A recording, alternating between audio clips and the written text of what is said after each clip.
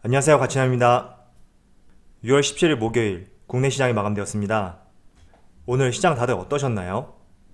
오늘 장 초반부터 시장이 참 좋지 못했는데 그래도 조금씩 상승 흐름을 보여주었고 코스닥은 1000포인트 위에서 오늘 마감이 되었습니다. 그래서 전반적인 상승폭을 본다면 코스피는 0.4% 하락이 나왔고 코스닥은 0.5%의 상승이 나왔습니다. 저는 개인적으로 FOMC 회의 결과에 따라서 오늘 출발은 좋지 못했지만 그래도 시장이 나름 선방을 보여주었다고 그렇게 생각하고 있거든요. 한번 살펴보도록 하겠습니다. 자, 삼성전자는 오늘 1%의 하락이 나왔고 SK하이닉스는 2.3%의 하락이 나왔습니다. 두 종목 모두 장 초반 가격이 종가까지 계속 이어졌다고 볼 수가 있죠. 이어서 카카오는 오늘도 3.5%의 강한 상승을 보여주었고 현대차는 1.2%의 하락을 보여주었습니다. 자, 최근에 카카오 흐름만 본다면 정말 대단한 흐름을 보여주고 있다고 생각이 되고요. 그리고 장 초반만 하더라도 지금 보시는 현대차하고 카카오, 조금 전에 보여드렸던 삼성전자와 SK하이닉스 모두 음봉으로 출발했었지만 유일하게 주가를 양봉으로 돌려세웠고, 그래서 이런 흐름을 봤을 때 확실히 최근에 카카오 쪽으로 향하고 있는 종목에 대한 관심과 힘, 이런 것들이 상당히 강하다고 느껴지는 것 같습니다. 자, 그럼 바로 수급을 한번 살펴볼게요. 먼저 코스피의 수급을 살펴보면 오늘은 기관과 외국인의 동반 매도세가 있었고 모두 합쳐서 약 1조 원가량의 순매도가 나왔습니다. 그리고 지수는 6거래일 만에 모처럼 하락이 나왔죠. 반면에 코스닥 오늘 모처럼 1000포인트를 다시 돌파했고 기관과 외국인도 동시에 순매수를 보여주었습니다. 물론 연기금도 9거래일째 순매수를 이어가고 있네요. 그래서 기관과 외국인의 수급을 보더라도 오늘은 코스피보다 코스닥에 집중을 했고 오늘 IT 소비장 기업들 흐름이 상당히 좋았기 때문에 상대적으로 코스닥 지수가 양호했다고 생각하고 있습니다. 이어서 삼성전자, 오늘 삼성전자는 기관과 외국인의 동반 매도세가 나왔고 오늘 다시 3거래일 만에 파란불을 보여주었네요. 그리고 하이닉스도 오늘 흐름이 좋지 못했는데 역시 기관과 외국인의 동반 매도세가 있었습니다. 그리고 카카오는 오늘 외국인과 기관의 동반 매수세가 있었고 기관이 나홀로 순매도를 보여주었습니다. 일단 수급만 봤을 때는 오늘 기관과 외국인의 적극적인 매수라고는 볼 수는 없겠지만 그래도 강한 상승이 나왔다는 측면에 대해서 확실히 많은 사람들이 카카오에 대해서 매도보다는 매수 쪽으로 조금은 긍정적인 시각을 갖고 있기 때문에 이렇게 기관과 외국인의 적극적인 매수 물량이 아니더라도 주가가 크게 상승했다고 생각하고 있습니다. 마지막으로 현대차는 오늘 기관과 외국인의 동반 매도세가 나왔고 기관은 대부분의 주체들이 오늘 매도세를 보여주었네요. 자, 그럼 주체별 매매 동향에 대해서 살펴보도록 하겠습니다. 6월 17일 외국인이 가장 많이 매수한 종목은 LG화학, SK케미칼, 롯데케미칼, LG생활건강, 효성TNC 이렇게 5종목을 순매수 상위 종목 올렸습니다. LG화학은 장 초반부터 빨간불을 보여주었는데 자회사를 두고 있는 LG에너지솔루션이 세계 최대 규모로 지어진 ESS 프로젝트에 대한 배터리 공급을 완료했다.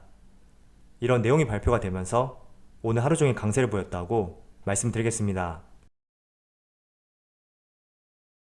이어서 기관을 살펴보면 이마트, SKI테크놀로지, SK바이오팜, LG디스플레이, 하이브 이렇게 5종목을 순매수 상위 종목 올렸습니다. SKI테크놀로지는 기관이 정말 좋아하는 종목이죠. 자, 오늘 연준의 FOMC 결과 발표가 있었고 그 때문에 성장주 중심으로 약세 흐름이 나왔습니다.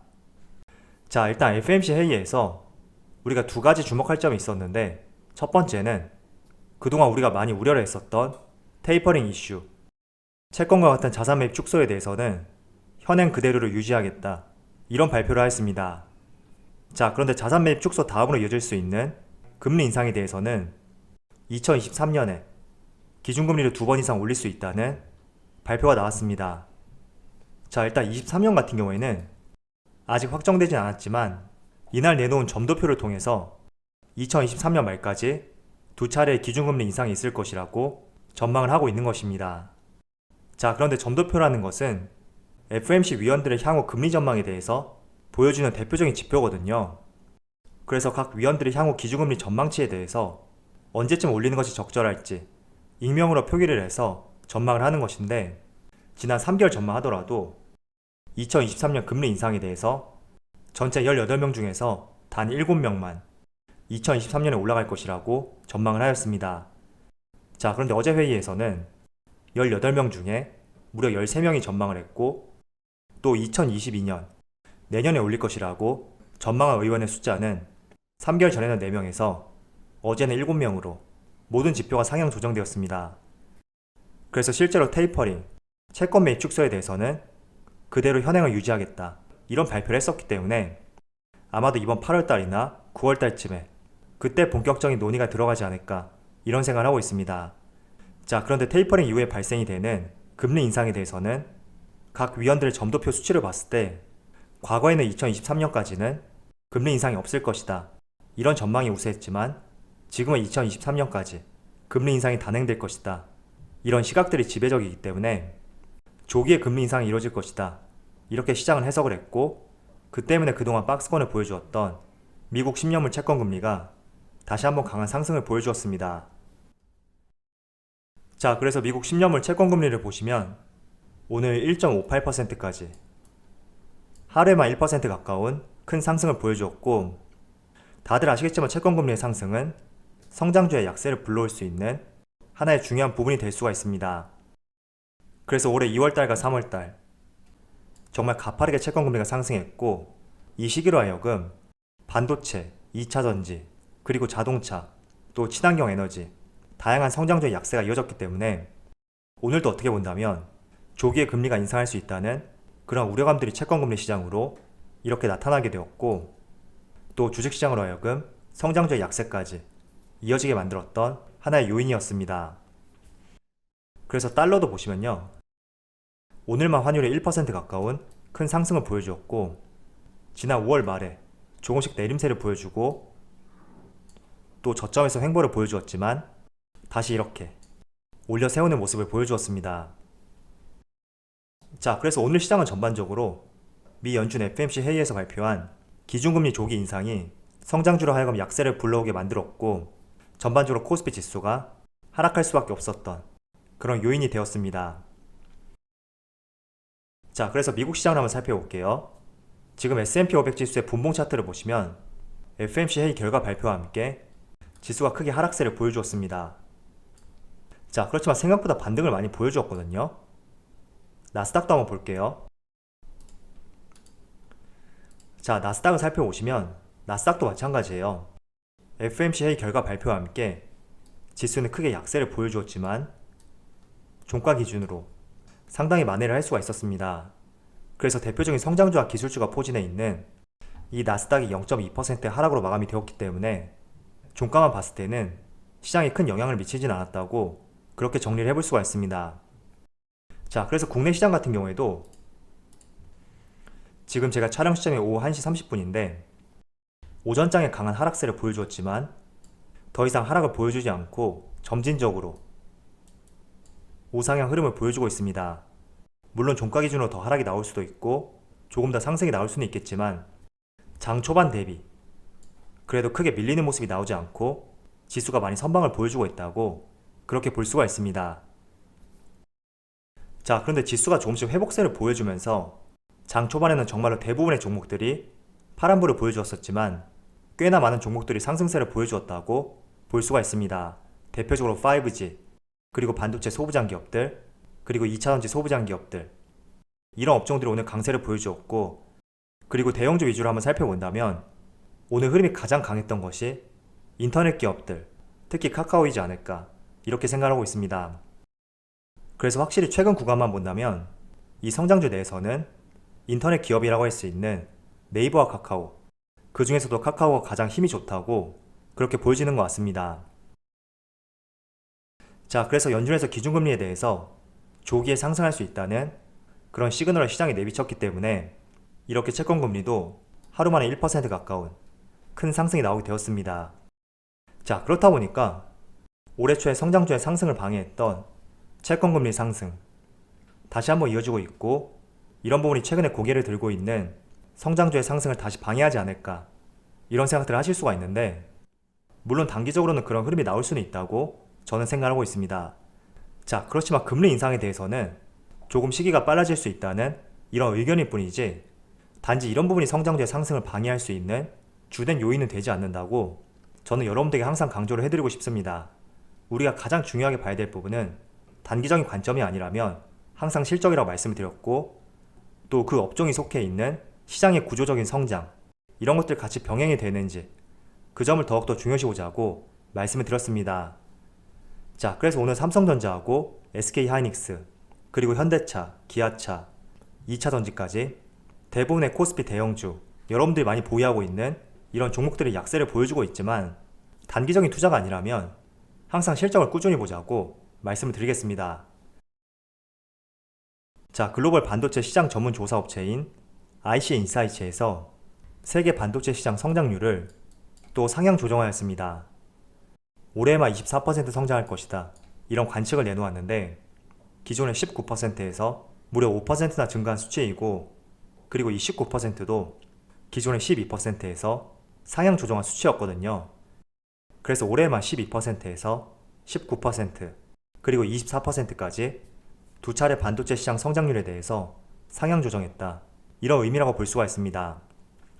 자, 결정적인 이유는 삼성전자하고 SK하이닉스, 국내 반도체 기업들의 시장 주도권을 쥐고 있는 이 메모리 반도체 전체 매출이 작년 대비 32% 증가할 것이고, 이 부분이 시장 성장을 크게 이끌 것이라고 전망을 하였습니다.